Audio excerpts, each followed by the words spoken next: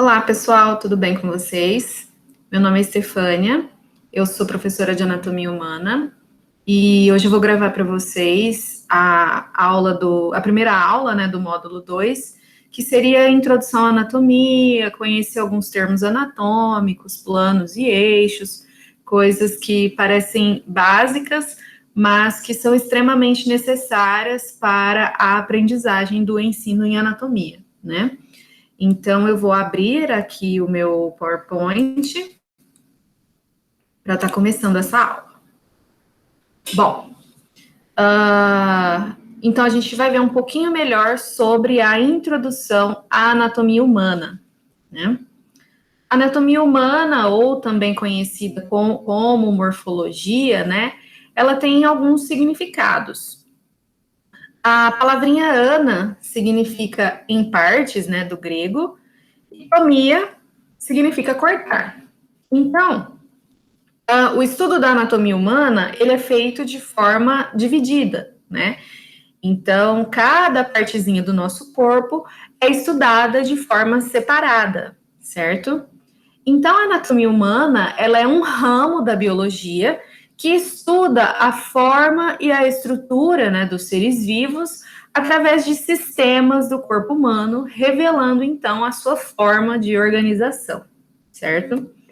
Aqui eu coloquei para vocês admirarem, né, algumas imagens que foram obras do pintor Leonardo da Vinci, né? Ele teve uma grande importância no estudo da anatomia humana, onde há séculos atrás ele fez vários desenhos extremamente fiéis, né, à anatomia que a gente estuda hoje em dia, e teve aí a sua importante parte no avanço, né, desse tipo de ciência, né? Então, aqui na primeira imagem, a gente vê uma das obras mais famosas, né, do Da Vinci, que é o Homem Vitruviano, né, onde ele mostra as proporções do corpo humano, né, a estatura aqui do homem, o espaçamento dos braços, das pernas, né? Então, é uma obra muito bacana. O desenho da mão, né, com os nervos, com os tendões musculares passando pela mão de forma perfeita. Aqui um feto, né, ainda dentro do útero da mãe. Então, o posicionamento do feto também ele desenhou de uma forma espetacular, né? A musculatura, as articulações do nosso corpo e também a coluna vertebral, né? Então, ele desenhou de forma perfeita as curvaturas ideais da coluna, coisas que a gente usa até os dias atuais, né? Então, ele teve aí uma grande importância para esse avanço do estudo da anatomia humana no mundo.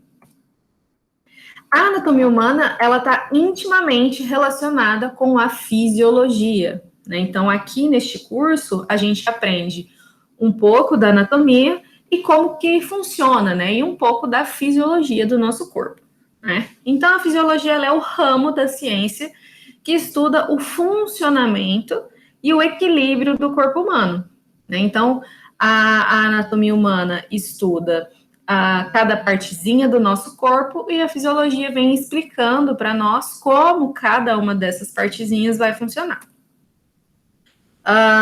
Então, resumindo, né, a anatomia estuda a forma de cada órgão, de cada tecido, e a fisiologia estuda o funcionamento de cada órgão, de cada tecido, tá bom? Elas não devem ser estudadas de forma separada, né?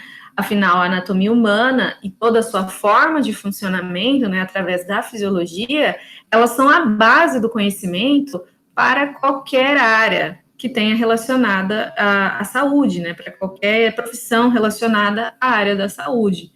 Então, nunca deve ser estudada de forma separada. E isso é muito importante, né? É importante que essa visão de uma dupla matéria em uma só, para que vocês consigam fixar o conteúdo e entender a melhor forma que aquele organismo funciona, tá bom? Bom, então vamos conhecer um pouquinho sobre a composição geral do corpo humano. Nós temos aí alguns níveis de organização. Lembrando, para entender a anatomia humana, para entender a fisiologia humana, né, como tudo isso funciona, é necessário que a gente entenda o básico primeiro, É necessário que a gente veja a biologia básica do corpo humano, senão de nada adianta a gente ver grandes sistemas, órgãos, abrir órgãos, ver como funciona, se não sabe do que ele é feito, se não sabe de como que ele surgiu, o que é aquilo que você está na mão, entendeu? Então é extremamente importante que a gente conheça essa parte mais a fundo da nossa biologia. Bom, então o nosso corpo ele possui níveis de organização, né? Nós somos seres extremamente organizados, né? Então nós temos um nível químico, um nível celular, um nível tecidual, um nível dos órgãos, dos sistemas e também o maior de todos, que seria o nível de organismo, tá? No nível químico, inclui-se os átomos e as moléculas, ou seja, as micropartículas que vivem no nosso corpo e a gente às vezes nem para pensar que somos feitos disso, né?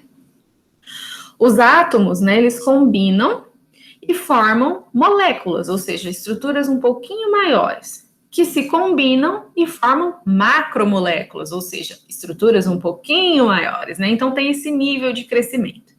Essas macromoléculas nós temos aí, em especial, carboidratos, lipídios, proteínas e os ácidos nucleicos, né, que tem a ver com o nosso DNA, nosso RNA, né, estruturas genéticas, que a gente pode até estar vendo um pouquinho melhor mais para frente.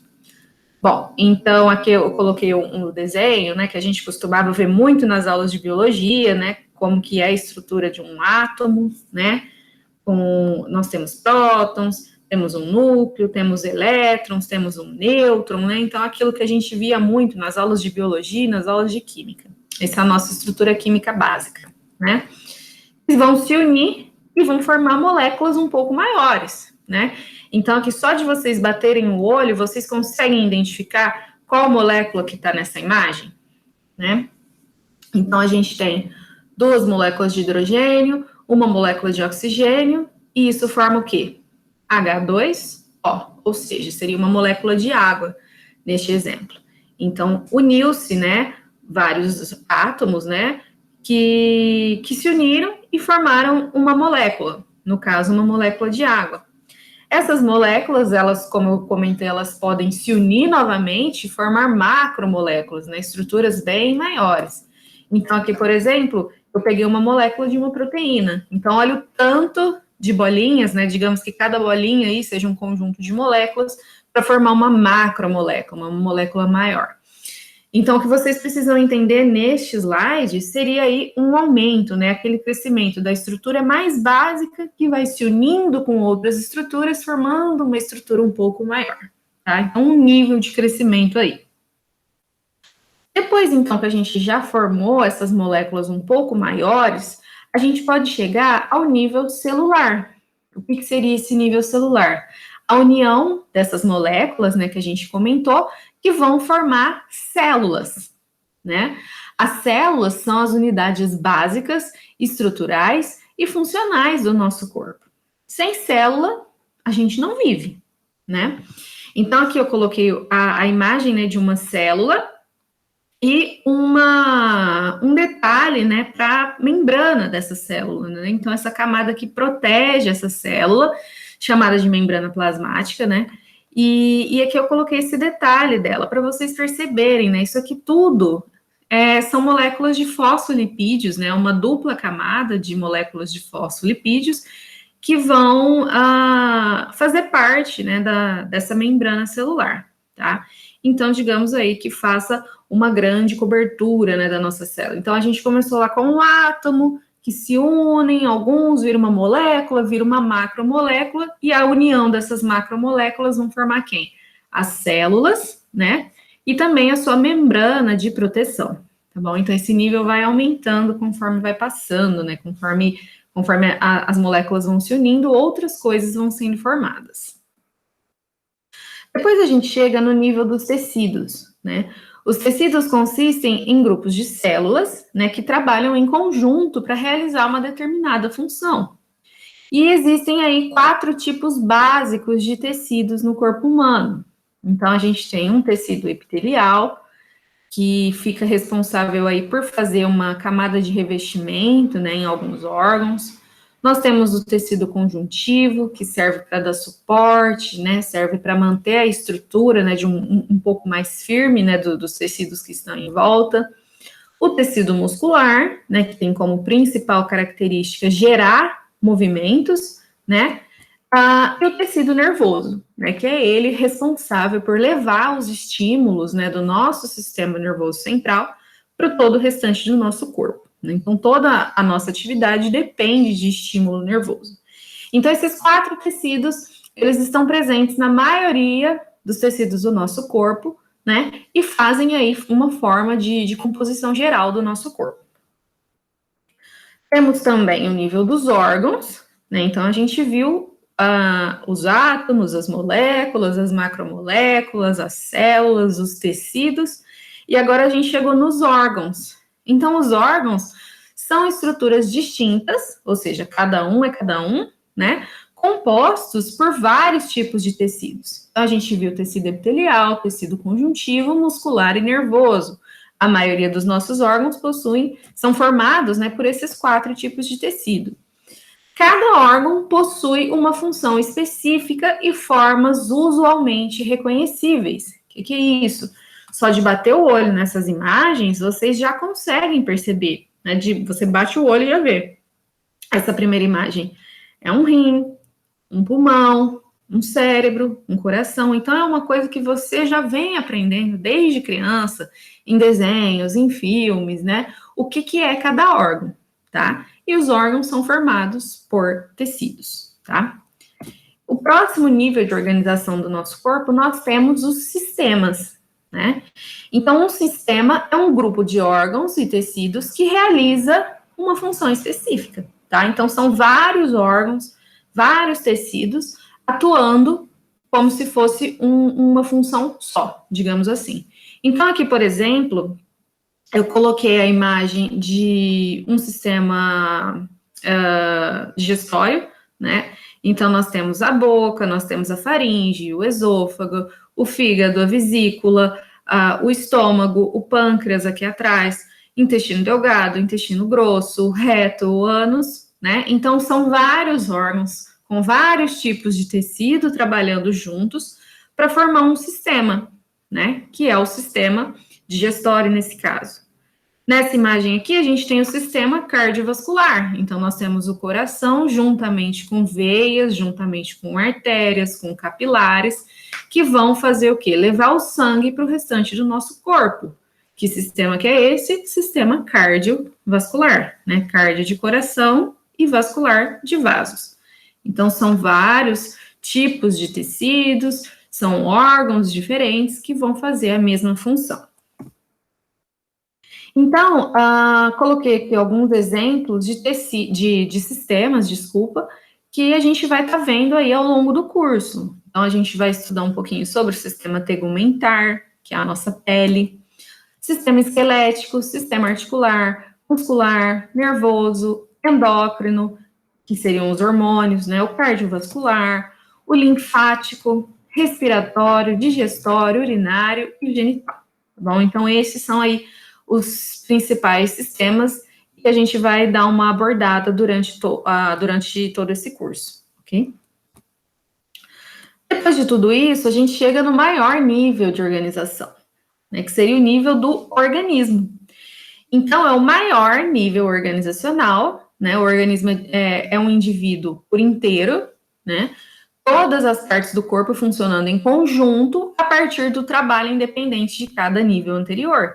Então, a gente viu o átomo, a gente viu as moléculas, vimos as macromoléculas, vimos os tecidos, vimos as células, vimos os tecidos, né? Vimos os órgãos, vimos os sistemas, e o nível maior de todos, que seria o organismo inteiro, seria o ser humano por inteiro, com todos os órgãos, com todos os tecidos, todos os sistemas funcionando de maneira independente e funcionando bem, tá bom? Então, esse seria o maior nível organizacional aí do nosso corpo.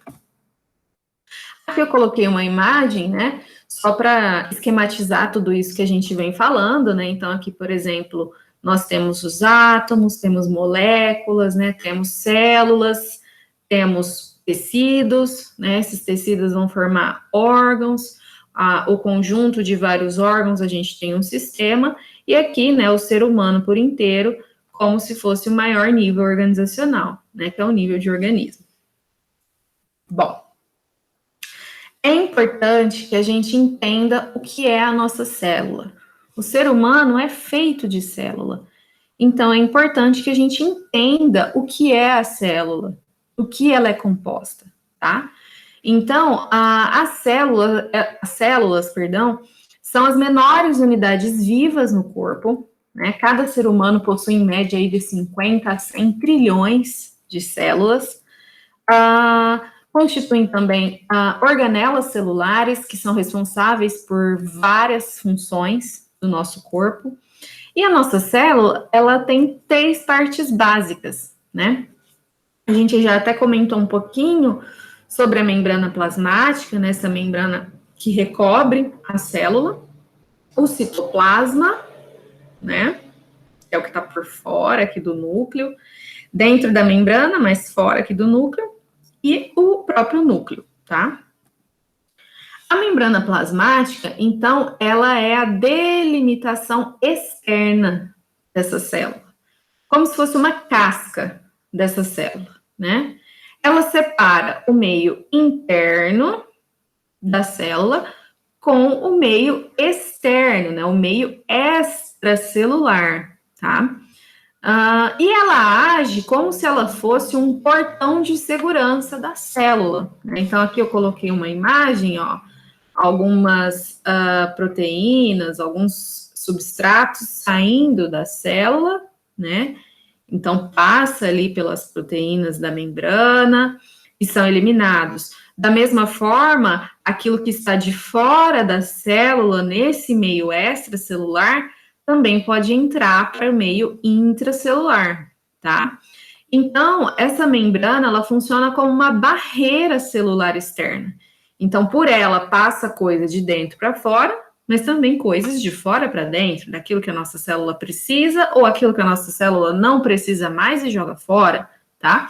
Então, ela age nesse transporte aqui de substâncias, né, para dentro ou para fora da célula, tá bom? Então, o principal aí que vocês precisam gravar é que ela age como uma barreira celular e também fornece proteção para a nossa célula, né?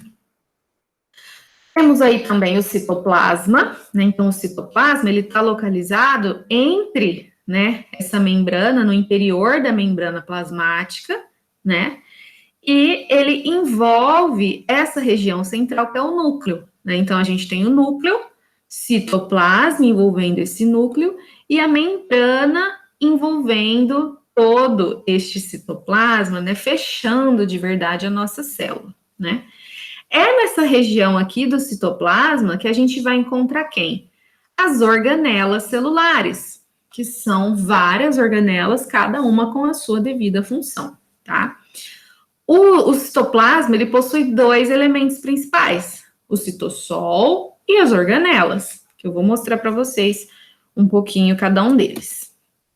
O citossol, ele é uma substância gelatinosa, né? Como aqui no exemplo eu coloquei em azul, como se fosse um líquido, né, um gelzinho, na qual as organelas ficam suspensas, né, como se fosse um riozinho em que essas organelas ficam boiando, digamos assim, né. Então, o citossol seria toda essa parte em azul. As organelas, em geral, são 9 tipos, né, e cada uma com a sua função específica. Então, aqui, mais uma vez, a gente vê o núcleo, o citoplasma, que tá esse tom meio rosinha, e a membrana, né, essa cor meio bege, que tá aqui por fora, né? Olha quem tá boiando nessa parte rosinha. Essa parte rosinha, no caso, seria o citossol, né, como a gente já comentou. E tudo que tá boiando nessa parte rosinha são as organelas, né? Então, a gente tem retículo endoplasmático rugoso, retículo endoplasmático liso, né, que nem esse aqui na imagem. A gente tem os ribossomos, temos as mitocôndrias, extremamente importantes no nosso corpo, né? Temos o lisossoma, centríolo, aparato de Golgi, né? E aí, eu montei um esqueminha muito simplificado, né? Para falar um pouquinho sobre cada organela, só para vocês terem uma noção, né, do que elas são responsáveis. Vale a pena eu falar para vocês o seguinte: essa linha que eu escrevi para descrever cada organela é 1% de tudo que ela faz, tá? Então, assim, quem tiver interesse de saber melhor o funcionamento das organelas, seria bacana pegar em um livro que fala mais sobre isso, um livro de ciências, um livro de biologia, né? Para poder estar estudando de fato, de uma forma maior, mais amplificada, o que cada uma dessas organelas influenciam no nosso corpo, tá? Então, eu fiz de uma forma bem resumida, porque senão a gente ficaria 5 horas só falando de organelas. Bom, então, primeiramente, eu coloquei aqui os ribossomos, que eles ajudam aí na síntese de proteínas, o retículo endoplasmático rugoso, né, que produz as membranas, secreta proteínas e enzimas, ele dá um tipo de apoio, né, para os ribossomos, como a gente já viu. O retículo endoplasmático liso, que atua ali na produção, degradação de gorduras. O complexo de Golgi, ou aparato de Golgi, que seleciona, processa e embala algumas proteínas. Os lisossomos, que degradam e digerem substâncias consideradas indesejadas no nosso corpo. Os peroxissomos, né, que fazem a remoção de resíduos tóxicos. As mitocôndrias, gravem o nome das mitocôndrias, porque elas são extremamente importantes e a gente vai falar muito de mitocôndria aí durante todo o nosso curso, né, durante todo o período aí da anatomia. As mitocôndrias são responsáveis por produzir energia para as nossas células, né, através dessa molécula aqui que se chama ATP, né? O nome real dela é adenosina trifosfato, né, mas a gente simplifica colocando só ATP, que significa energia, tá? Então, vários dos nossos sistemas, dos nossos órgãos, dependem exclusivamente de ATP, de energia, para ter um funcionamento adequado, tá? Então, gravem aí o nome das mitocôndrias. Temos um citoesqueleto, né, com bastonetes, que vão dar sustentação a essas organelas, e um centríolo aí, que vai atuar na divisão celular, produção de cílios e flagelos, tá? Cílios da célula, tá, gente? Pelo amor de Deus, não é o cílio do olho, não, tá bom? Cílios aí da célula, flagelos da célula, tá bom? Essas são algumas funções, mas como eu falei, tá extremamente reduzido, tem muita coisa ainda para falar sobre organelas, mas que não daria para a gente falar tudo em uma aula só e coisa e tal, tá? Então, quem tiver interesse em estudar melhor as organelas, dá uma olhadinha em alguns livros de biologia para tentar entender um pouquinho melhor, tá bom? Bom, continuando então, podemos falar agora do núcleo, né? O núcleo, ele é o centro de controle da célula, né? Digamos aí que ele seja o carro-chefe do funcionamento aí de cada célula do nosso organismo. É no núcleo que a gente vai ter o DNA, né, ou também chamado de ácido desoxirribonucleico, né, um nome muito fácil aí de ser pronunciado. Organiza, né, as atividades celulares, dá instruções para a síntese de proteínas, e o núcleo também possui 4 partes principais, né? Então, aqui uma imagem ampliada para vocês verem o núcleo. A gente vê que ele também possui uma membraninha que envolve, né, esse núcleo, que é chamado de envoltório nuclear, ou também conhecido por carioteca, tá? E ela é cheia de poros, né, que vai permitir a entrada ou saída, né, de algumas proteínas e coisas e tal. Nós temos um pequeno núcleo, né, que é chamado de nucleolo dentro do núcleo, tá? Nós temos a cromatina e principalmente, né, os cromossomos. Então, nós temos essas 4 partes principais aqui do núcleo que vão estar envolvidos aí nessa produção do nosso material genético, armazenamento do nosso material genético, comando, né, do restante da célula para produzir, para parar a produção de proteínas e coisa e tal, tá bom? Então, digamos aí que o nosso núcleo seja o carro-chefe de funcionamento da nossa célula. Temos aí alguns tipos de célula que é legal a gente comentar, né? Então, nós temos as células do tipo eucariontes e as células do tipo procariontes, né?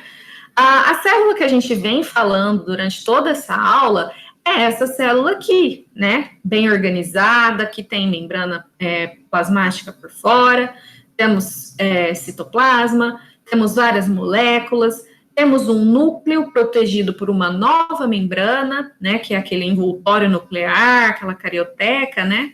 Temos um nucleolo, temos produção de material genético aqui dentro. Então, essa célula eucarionte, ela é a célula humana, né? Essa célula que a gente está estudando aí desde o começo da aula. Então, a célula eucarionte, você já pode relacionar com uma célula humana, né? Eu sempre brinco nas minhas aulas, quando eu estou falando de célula eucarionte, eu, ser humano, né? Então, lembre-se disso, célula eucarionte é a célula do ser humano, é a célula que a gente vai estar estudando aí durante o curso, tá?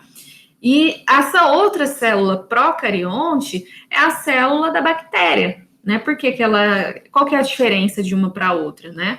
Essa célula procarionte, ela não tem uma membrana interna que vai separar esse conteúdo genético de dentro dela, né? Esse núcleo do citoplasma, né? Ela só tem a membrana aqui de fora. Por dentro, ela não tem uma membrana que protege, igual essa nossa célula eucarionte tem, né?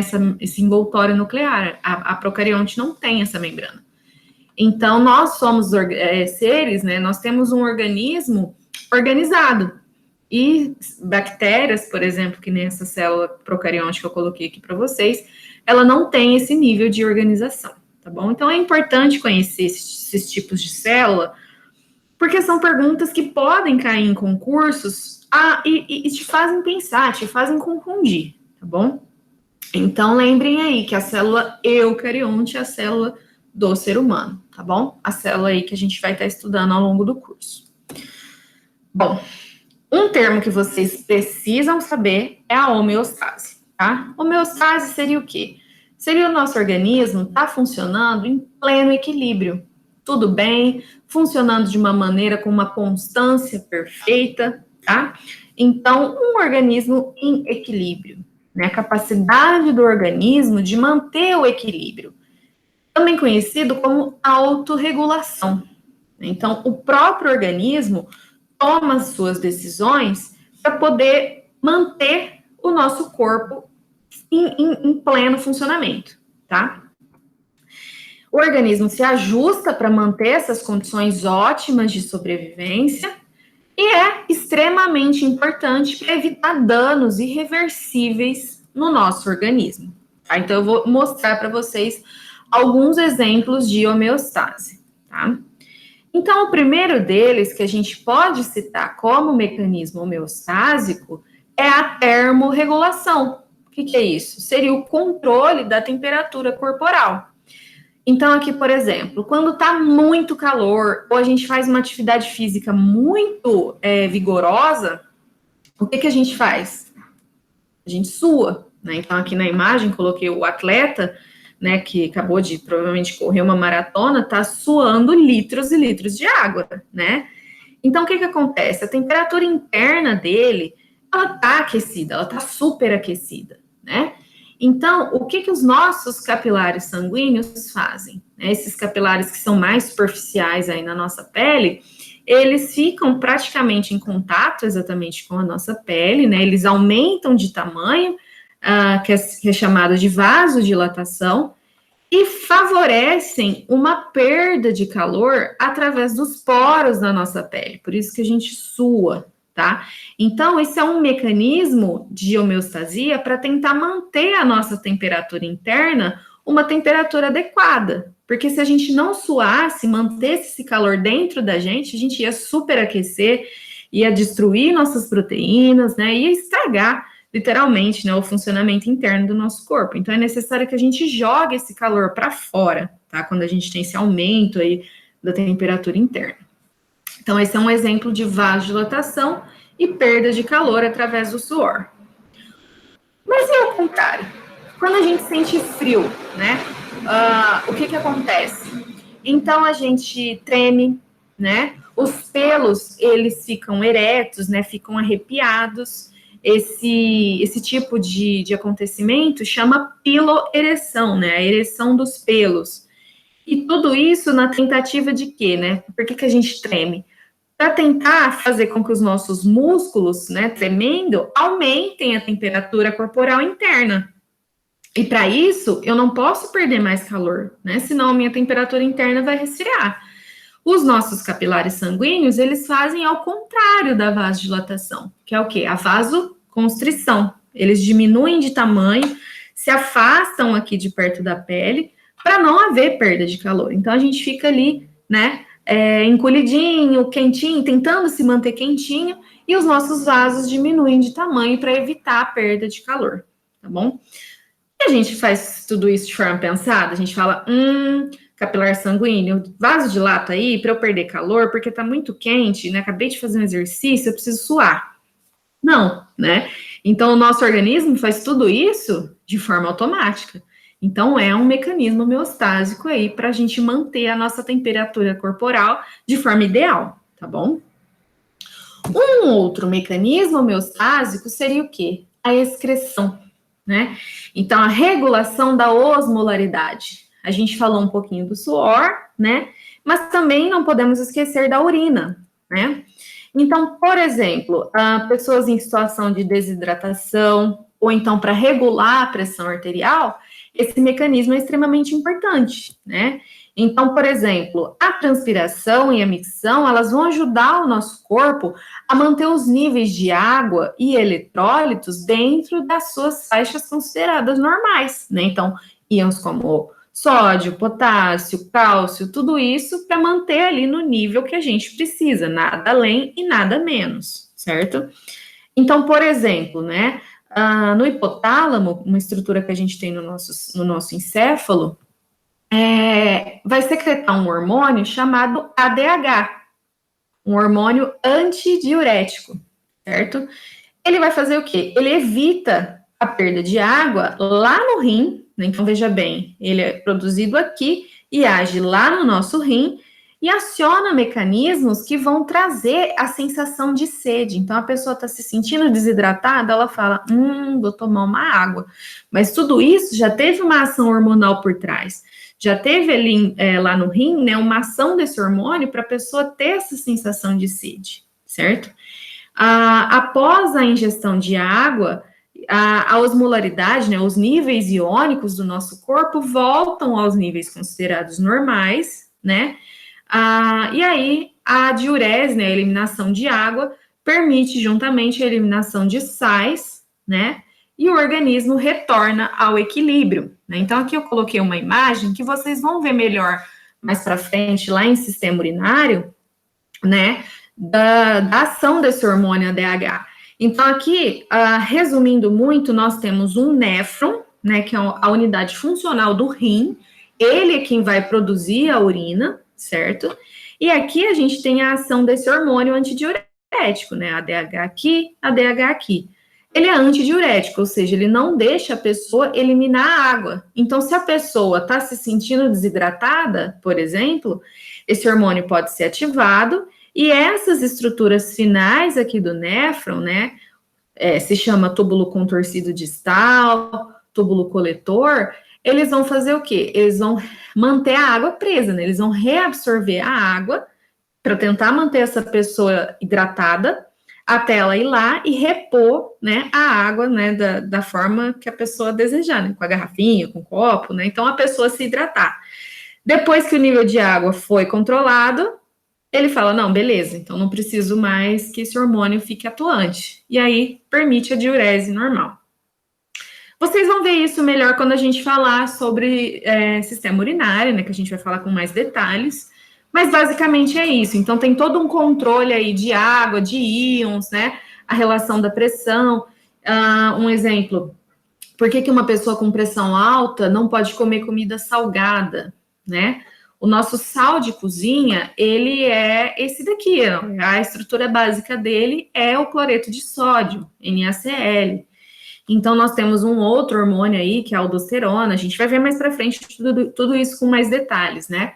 que vai fazer o quê? Vai reter ou vai mandar eliminar essa quantidade de sal aí para que esse organismo se mantenha em equilíbrio, né? O sal, esse NaCl, ele faz o quê? Ele atrai água, né? Então, uma pessoa que tem pressão alta, quanto mais sal ela come, mais água ela atrai para dentro dos seus vasos. E a pressão alta nada mais é do que um grande volume batendo na parede do vaso de forma constante. Então, quanto mais água tem ali, mais alto vai ficar a pressão dela. Quanto mais sal ela consome, mais água ela puxa e mais alta vai ficar a pressão dela. Então, por isso que muitas vezes pessoas que têm pressão alta tomam diuréticos para facilitar essa eliminação de água, por exemplo. Mas isso a gente vai ver mais para frente, com muito mais detalhe, tá bom? Sistema cardiovascular, sistema urinário, a gente vai discutir tudo com mais calma. Mas só para vocês já irem entendendo esse nível de autorregulação do nosso organismo. Nada disso é pensado. Vou liberar a DH, porque estou me sentindo desidratada. Não, né? É todo o nosso corpo que faz de forma automática. Então, isso faz parte da nossa homeostase, ok? Uma outra forma, né, de mecanismo homeostásico é a nossa respiração, né? Então, a gente inspira oxigênio e elimina CO2, tá? Isso tudo faz parte da troca gasosa que acontece lá no nosso pulmão. A gente vai ver com detalhes em sistema respiratório. Mas, em resumo, o CO2 é tóxico, né, para o nosso organismo. O pulmão é o órgão responsável por fazer a sua eliminação para o meio externo. Então, a gente inspira o oxigênio rico no ar atmosférico e a gente devolve CO2 para o meio ambiente. Isso tudo é controlado através do sistema nervoso, aumentando ou diminuindo a frequência respiratória, né? Então, quando a gente faz uma hiperventilação, né, a gente está o quê? Aumentando a liberação desse CO2, tá bom? Isso é um exemplo aí que eu posso citar para vocês, mas o que vocês precisam entender é esse mecanismo de inspirar oxigênio, eliminar CO2. CO2 é tóxico, então precisa ser eliminado. Quem comanda tudo isso, né? A gente tem o sistema nervoso mandando o estímulo, mas o nosso pulmão que é o responsável por fazer essa troca gasosa. Também vamos ver com mais detalhes mais para frente. Aqui eu coloquei só uma imagem para vocês observarem, ó. Vamos imaginar, então, que estão entrando moléculas de oxigênio, né? Então, o sangue está vindo pobre em oxigênio, ó, com as hemácias roxinhas. Esse oxigênio chega, então, e essas hemácias ficam vermelhinhas, ou seja, o sangue pobre em oxigênio, sangue rico em oxigênio, tá bom? A gente vai ver isso depois com mais detalhes. 4, nós temos a regulação da glicemia, né? Então, o pâncreas, ele vai produzir hormônios chamados insulina e glucagon, que vão fazer essa regulação da concentração de açúcar no sangue, ou seja, a glicemia. Por exemplo, quando ocorre um aumento da concentração de glicose no sangue, a insulina ela entra com a sua ação hipoglicemiante, ou seja, para diminuir essa glicemia, e quando ocorre uma queda na concentração da glicose, é o glucagon que atua com a sua ação hiperglicemiante, ou seja, aumenta esse açúcar circulante no sangue. As ações desses hormônios vão permitir, então, um equilíbrio aí da concentração de glicose no nosso sangue. Então, aqui eu só coloquei um esqueminha para vocês verem, né? Quando a gente estiver vendo o sistema endócrino, a gente vai ver isso com muito mais detalhes, né? Então, vamos imaginar aí que a gente acabou de comer um carboidrato, né? Um pão, sei lá, alguma coisa assim. E a gente vai estar o quê? Com uma alta taxa de glicose no nosso sangue, né? A gente sabe que o carboidrato, depois que ele é quebrado, ele vira o quê? Açúcar, né? Então, a gente tem uma alta taxa de glicose aí no nosso sangue. Essa alta taxa vai estimular a produção de quem? Da insulina, né? O que a insulina faz? Diminui, né, esse nível de açúcar no nosso sangue. Beleza. A pessoa já está 4, 5 horas sem comer, então ela está com o quê? Está com uma queda nesse nível de glicose, né? E como a gente vai ver, né, mais para frente, o fígado, ele absorve a glicose e armazena ela na forma de glicogênio, né, principalmente dentro dos nossos músculos. Quando a gente precisa, então, dessa glicose, né, quando a gente está 4, 5 horas sem comer, nós temos aqui o glucagon, né, que vai fazer o quê? Vai falar para o fígado quebrar esse glicogênio e liberar a glicose novamente no sangue, para a gente aumentar o nível de glicose, tá? Então, em resumo, glicose alta libera insulina para baixar. Glicose muito baixa libera glucagon para poder aumentar. Tudo isso, então, de forma automática. Tudo isso é essa forma de autorregulação do organismo. A gente não pensa, vou liberar insulina, vou liberar glucagon. Não, de jeito nenhum. Então, é todo o nosso próprio organismo que controla todo esse mecanismo. Isso é homeostase, tá bom? Coisas importantes para a gente estar vendo aí na anatomia. Temos os termos anatômicos, certo? Então, a gente precisa o quê? Relacionar aquilo que a gente está vendo, né, aquela peça, com a sua forma, como ela fica posicionada, tá para cima, tá para baixo, tá perto do quê? Tá longe de alguma coisa? Então, a gente precisa entender. Temos aí o termo anterior ou ventral, posterior ou dorsal.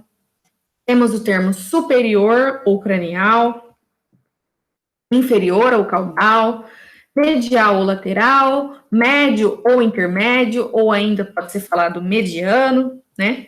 Então, aqui eu coloquei algumas imagens para a gente estar vendo melhor isso.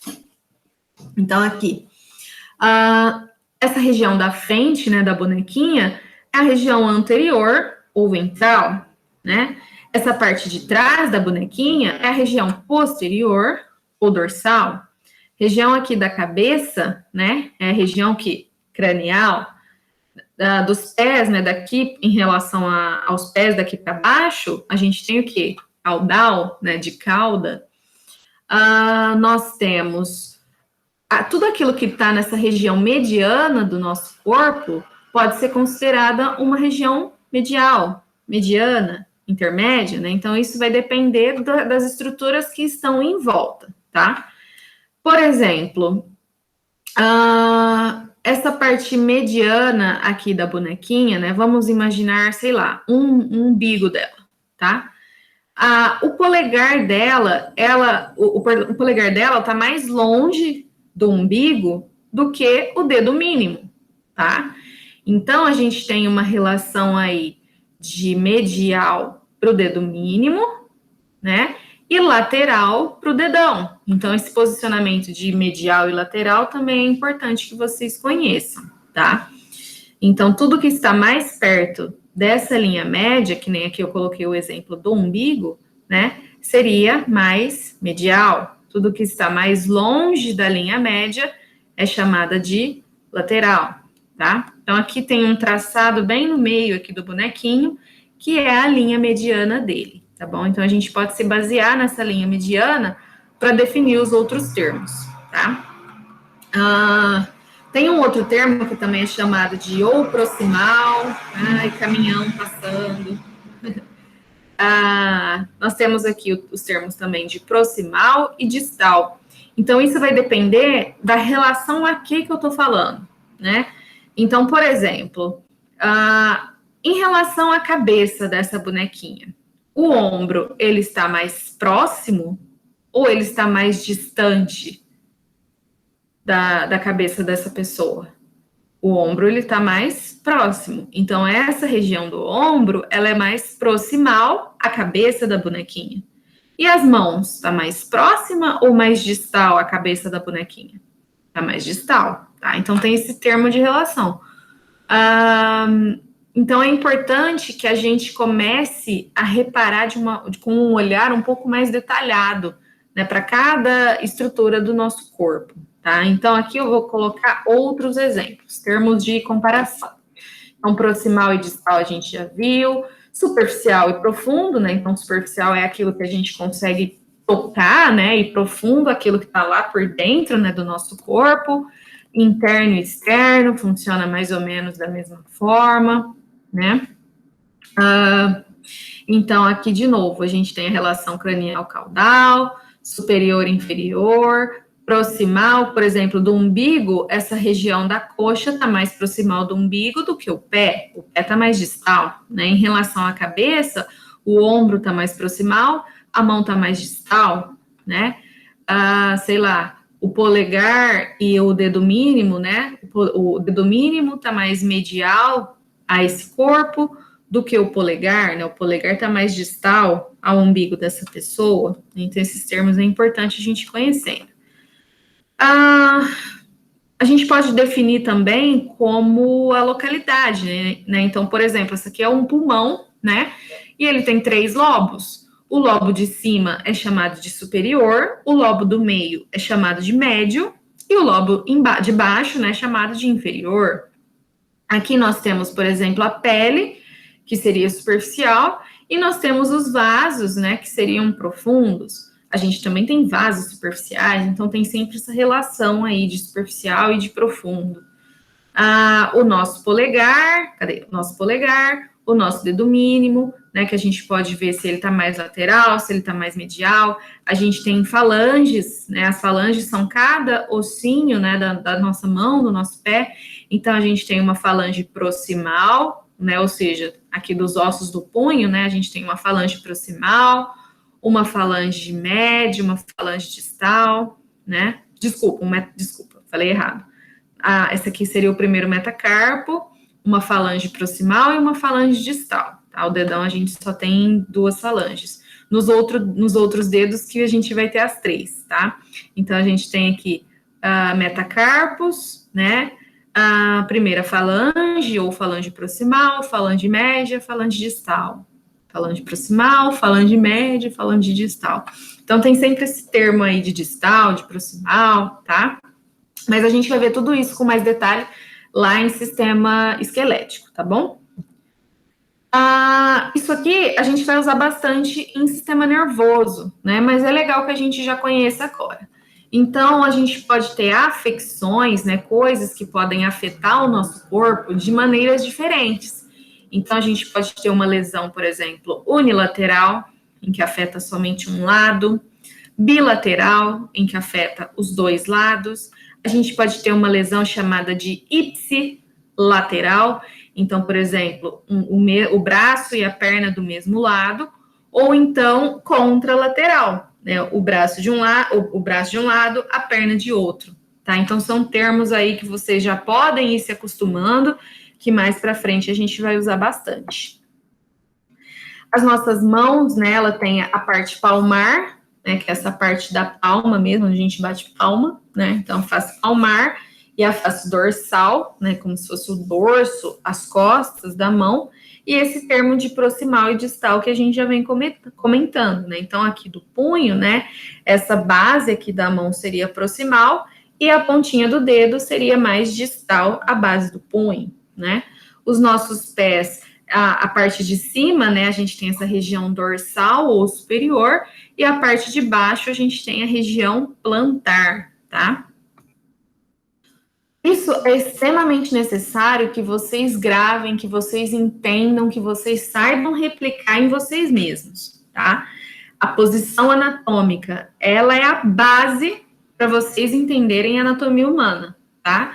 Então, por exemplo, se eu pedir para vocês posicionem o rim da maneira correta, vocês precisam colocar o rim na posição anatômica. E como que faz isso? Então, é necessário que você fique na posição anatômica para você poder posicionar aquele órgão na posição anatômica. O que é a posição anatômica? É o indivíduo ficando em pé, né, ereto, com a face voltada para frente, aquele olhar, olhando, né, para o horizonte, com os membros ao lado do corpo, né, igual tá aqui do lado, a palma da mão voltada para frente, né, então aqui vocês podem ver que a palma da mão está voltada para frente, os membros inferiores unidos e os pés direcionados para frente. Essa é a posição anatômica. Se eu falar para vocês pararem na minha frente e falar, fica na posição anatômica, vocês têm que fazer essa posição aqui, tá bom? Porque essa posição ela é a chave para a anatomia humana, tudo que eu pedi para vocês em relação às peças anatômicas e falar, coloca o coração na posição anatômica, coloca o rim na posição anatômica, esse rim está anterior ou está posterior? Vocês precisam entender a posição anatômica para poder colocar a peça no lugar, tá bom? Então, entendam essa posição anatômica, ela é extremamente importante para o nosso estudo. Aqui, só para comentar um pouquinho sobre a divisão do nosso corpo, né? Então, a gente tem cabeça, pescoço, região do tórax, nessa parte aqui de cima, região do abdômen, região da pelve, né? Tórax, abdômen e pelve faz quem? O tronco, né? Aí a gente ainda tem membros superiores e membros inferiores, tá bom? Virando, então, esse ser humano, né, na região do tronco, a gente também pode falar região dorsal, né? Então, região anterior, região dorsal, que seria as costas, né, desse ser humano. Outras posições legais para vocês saberem, né, são os famosos decúbitos, né, muito usado aí na fisioterapia, na enfermagem, né, mas que é importante que a gente da área da necrópsia também saiba, né. Então, nós temos aqui o decúbito dorsal, que é a pessoa deitada com as costas encostadas na cama, né, no leito, na maca, né. Decúbito ventral, que é você com o ventre encostado, então, como se você estivesse deitado de bruço, né. E o decúbito lateral, tá, que a pessoa fica deitada nessa parte lateral do corpo, que nem tá aqui no desenho. Essas posições são usadas de acordo com a necessidade do paciente, tá? Mas é importante que vocês entendam isso. Dorsal é as costas encostadas, né? Ventral é o ventre, essa parte da frente encostada, e lateral é a pessoa deitada de lado, tá bom? Planos anatômicos, então, é bem bacana que vocês já se familiarizem, né, com os planos anatômicos. Então, nós temos aqui plano sagital, ou também chamado de mediano, ou plano sagital mediano, tá? O que for mais fácil aí para vocês entenderem. Mas o que precisa ficar gravado na cabeça de vocês é: plano sagital é aquele que vai dividir o nosso corpo em metade direita e metade esquerda. Então, é como se ele passasse aqui, ó, dividindo exatamente o meu corpo em metade direita e metade esquerda. Não sei se vocês lembram do Adamastor Paco, né? Então, ele tinha um lado com o cabelo cacheado e um lado com o cabelo liso. Então, o plano mediano, ele divide exatamente ao meio, né, o nosso corpo. Existe um outro plano que se chama plano sagital paramediano. O que é isso? Então, seria um plano feito ao lado do plano sagital. Então, aqui o plano sagital, exatamente no meio, dividindo o corpo entre direita e esquerda. Mas e se eu não quiser cortar exatamente no meio? Se eu quiser cortar um pouquinho para o lado, ele vai deixar de ser sagital? Não. Ele só não vai ser mediano, ele vai ser paramediano, é como se ele estivesse um pouquinho para o lado, tá? Então, é importante que vocês saibam disso, porque pode ser que seja utilizado aí em alguns estudos, tá? Então, mediano, que divide exatamente direita e esquerda, e paramediano, tá? Mantém esse sentido sagital, né, esse sentido em pé, mas não é a divisão exata de direita e esquerda, tá bom? Temos o plano coronal, ou também chamado de frontal. Aqui ele vai dividir o corpo em metade anterior e posterior, né? Então, aqui, ó, imaginem que tem uma lâmina passando bem aqui nessa região do meio da cabeça, né? Em que vai dividir tudo que tiver daqui para frente é região anterior, tudo que tiver, sei lá, da minha orelha para trás é região posterior, tá? Então, para você lembrar de plano coronal e o que ele divide, lembra da coroa da princesa, né? A coroa você coloca aqui, né? Então, você faz um corte, imagina cortando essa pessoa dessa região aqui para baixo. Então, daqui para frente é anterior, daqui para trás é posterior. E temos, por último, né, o plano transversal, que é o que divide o corpo em metade superior e inferior. Então, né, aqui eu coloquei o bonequinho, a lâmina cortando essa pessoa ao meio, e dividindo a pessoa em metade superior e inferior, como se fosse feito por um mágico, né? Então, o mágico vai lá e corta essa pessoa ao meio. E é exatamente isso que é o plano transversal, tá? Então, divide o corpo em metade superior e metade inferior, tá bom? Aqui foram alguns exercícios que eu passei em sala de aula para o pessoal responder, baseado nessa aula, e me entregar. Então, assim, quem ainda não entregou, sugiro que me entregue, pois vai ajudar aí a somar na nota, né, após a entrega das provas, tá bom? Toda essa minha aula foi baseada em um livro, tá? Que é o livro que eu uso geralmente para dar as minhas aulas de anatomia, que é esse aqui, né? Que é o Anatomia Humana, da Elaine Mariebe. E é um livro muito bom, muito didático, com textos muito claros e figuras muito boas. Tá? Então, toda a minha aula foi baseada nesse livro e mais alguns conhecimentos que a gente vai adquirindo aí na carreira, né? Bom, pessoal, deixa eu fechar aqui a minha aula. Deixa eu colocar para salvar, né? Só para a gente não perder a apresentação. E eu espero que vocês tenham gostado, né, dessa primeira aula. São muitos nomezinhos, muitas coisinhas e detalhes, mas a gente vai vendo isso com mais detalhes, né? Com mais detalhes ainda, com o passar das aulas, tá bom? A aula 2 vai ser de sistema esquelético e sistema articular, e qualquer dúvida, eu me deixo aí à disposição para vocês entrarem em contato comigo, tá bom? Então, eu vou parar aqui a apresentação e até mais. Tchau, tchau!